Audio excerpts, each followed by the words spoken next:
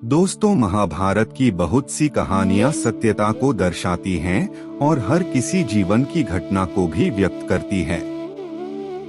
ये कहानी भी ज्यादातर जीवन की उन्हीं घटनाओं में से एक है।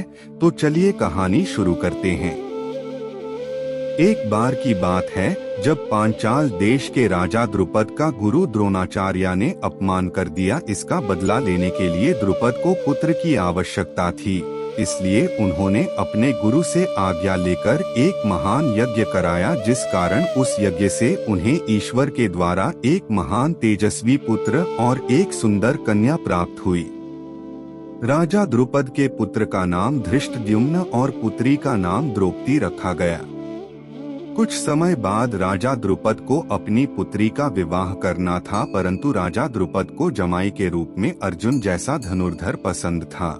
इसलिए राजा द्रुपद ने एक विवाह समारोह का आयोजन किया, जिसमें सभी देश के राजाओं के साथ भगवान श्री कृष्ण और बलराम जी को भी आमंत्रित किया। वही पांचों पांडव अपना वनवास भोग रहे थे और अपना वेश बदलकर ब्राह्मण बनकर इस सभा में उपस्थित हुए। द्रौपदी के पिता ने अपने पुत्र धृष्टद्युम्न को आज्ञा दी कि विवाह समारोह के नियम बताए जाएं। धृष्टद्युम्न ने विवाह के नियम बताए कि ये सिर्फ 5 बाण है और इस धनुष को उठाकर इस पर प्रतिंचा चढ़ाकर ऊपर घूम रही मछली की आंख पर निशाना साधना है, परंतु ध्यान रहे निशाना ऊपर देखकर नहीं बल्कि नीचे रखे पानी पर देखकर लगाना है। सभी राजा बात समझ गए और समारोह शुरू हुआ।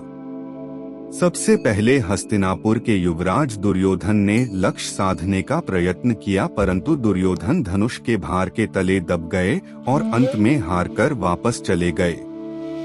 फिर अंग देश के राजा कर्ण ने यह समारोह शुरू किया और सबसे पहले आदर के साथ धनुष को प्रणाम किया और आसानी से धनुष को उठाकर प्रतिंचा भी चढ़ा दी, लेकिन तभी द्रौपदी खड़ी हुई और कर्ण का विरोध करने लगी। द्रौपदी ने कहा कि मैं सूत पुत्र के साथ विवाह नहीं कर सकती। तभी दुर्योधन द्रौपदी पर सवाल करने लगा, लेकिन कर्ण ने कहा कि विवाह 2 लोगों के बीच का संबंध है, इसलिए यदि वह मुझसे शादी नहीं करना चाहती हैं, तो ये उनका अधिकार है। इस बात का भगवान श्री कृष्ण ने सम्मान किया और कर्ण की सराहना भी की। समारोह बढ़ते गया और तभी शिशुपाल खड़ा हो गया और भगवान श्री कृष्ण को अभद्र बातें कहकर खुद धनुष उठाने चले गया, लेकिन घमंडी शिशुपाल भी हारकर अपनी जगह पर वापस लौट आया। समारोह आगे बढ़ा और जयद्रथ ने भी प्रयास किया, पर वह भी विफल रहा। ऐसा करते करते सभी योद्धाओं ने अपनी अपनी शक्ति का प्रदर्शन किया, परंतु सभी को हार का सामना करना पड़ा। अंत में द्रुपद निराश मन से खड़े हुए और भरी सभा से निराश मन से पूछने लगे कि क्या कोई है ऐसा वीर जो इस धनुष की प्रतिंचा चढ़ाकर मेरी पुत्री द्रौपदी का वर बनने के योग्य है भी या नहीं। तभी ब्राह्मण के वेश में बैठे हुए अर्जुन खड़े हुए और भगवान श्री कृष्ण से आज्ञा लेकर स्वयं धनुष उठाने चले गए। अर्जुन ने एक हाथ से ही धनुष उठाकर एक ही बाण से लक्ष्य को भेद दिया। सभा में बैठे सभी लोग चकित रह गए कि एक ब्राह्मण इतना शक्तिशाली कैसे हो सकता है। सभा में बैठे सभी क्षत्रिय अर्जुन को मारने आने लगे, क्योंकि वह लोग अर्जुन को ब्राह्मण पुत्र समझ रहे थे। तभी भगवान श्री कृष्ण और बलराम बीच में आकर खड़े हो गए और सभी योद्धाओं से कहा, यदि किसी ने भी इस ब्राह्मण पर वार किया तो सबसे पहले मुझसे युद्ध करना पड़ेगा।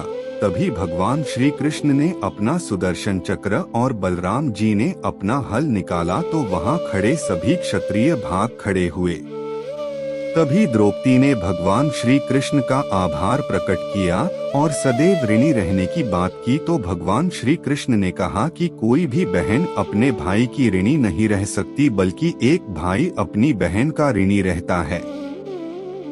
और यह कहकर भगवान श्री कृष्ण ने उन दोनों को शीघ्र वहां से भाग जाने को कहा और वह दोनों चले गए। अब राजा द्रुपद को अपनी पुत्री द्रौपदी की चिंता सताए जा रही थी कि वह ब्राह्मण कौन होगा, किस गोत्र का होगा। तभी द्रुपद ने अपने पुत्र से कहा कि तुम जाओ और इन दोनों का पीछा करो और पता लगाओ कि ये ब्राह्मण कौन है। तभी भगवान श्री कृष्ण ने कहा कि तुम क्यों चिंता कर रहे हो और गोत्र देखकर क्या करोगे, उसके मुख का तेज देखो और उसकी शक्ति देखो, यही उस महान पुरुष की निशानी है। परंतु द्रुपद पिता था इसलिए वह बहुत भावुक हो रहा था, इसलिए भगवान श्री कृष्ण ने अंत में बता दिया कि वह पुरुष और कोई नहीं, मेरी कुंती बुआ पांडु पुत्र धनुर्धर अर्जुन है। यह सुनकर राजा द्रुपद अत्यंत खुश हो गए। दोस्तों, भगवान श्री कृष्ण ने जाति से बढ़कर पराक्रम को रखा है।